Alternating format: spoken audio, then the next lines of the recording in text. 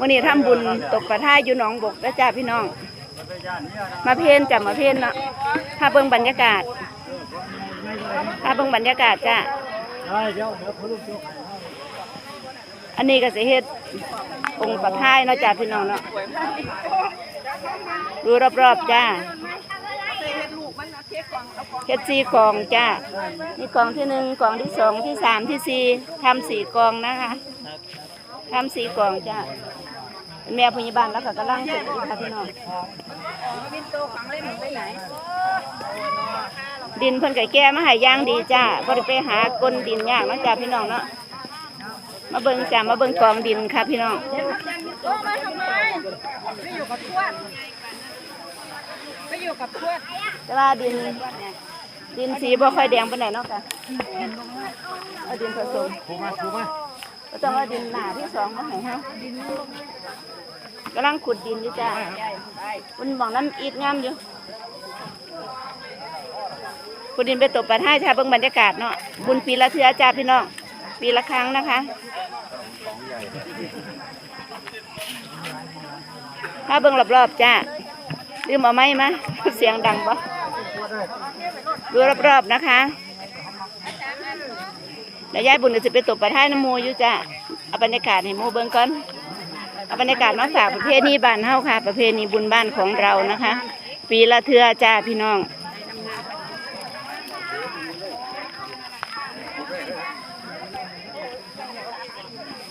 เอาบรรยากาศมาให้เบิ่งจ้า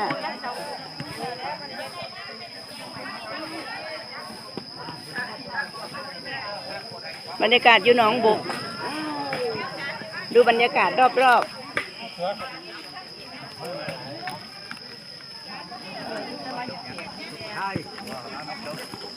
ตบปลาท่ายจ้าบรรยากาศตบปลาท่าย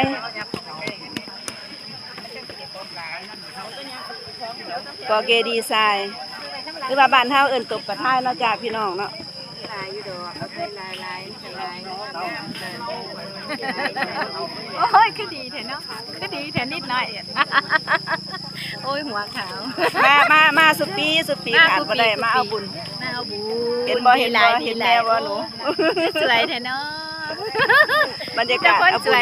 บรรยากาศเอาบุญมาฝากจ้า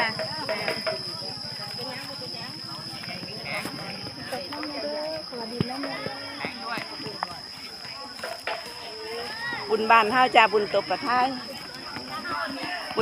ยหรือว่าบุญหนองบกเนาะค่ะเนาะเอาสุดปีจ้า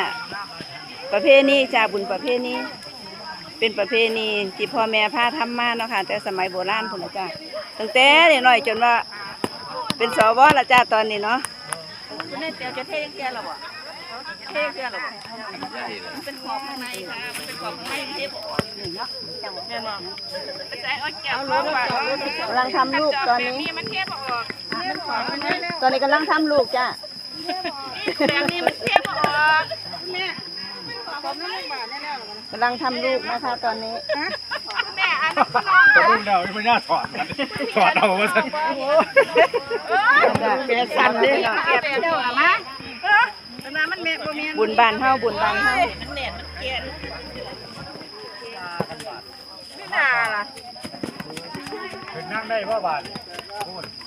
บ่ดินพ่อบาทเอามากองดิบาททีน้มลูกก้อนแม่เดือดเร็วท่านใจเป็นเดือดเร็วท่านใจดีจังเลยคนทำงานเป็นยังไงงานเราเลยคนบรรยากาศตกยังไม่รู้หรอเอามาเอาคุณป้าทั้งสองนะคะเข้ากล้องหน่อยค่ะสวยตลอดการคนงามหนูเว้ยว่างามคนโอ้ยหยาบตายแล้วมันงามไหม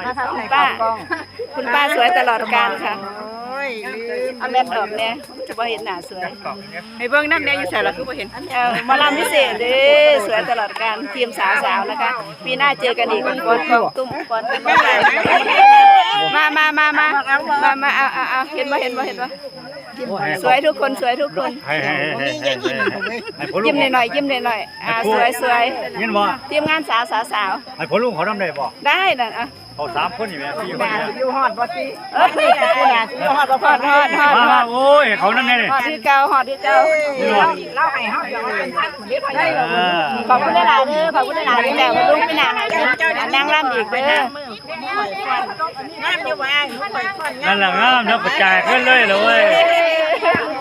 ขอบคุณหลายๆขอบคุณหลายๆขอบคุณมากนะคะขอบคุณในการรับชมขอบคุณหลายๆจ้า กำไรหัวหมด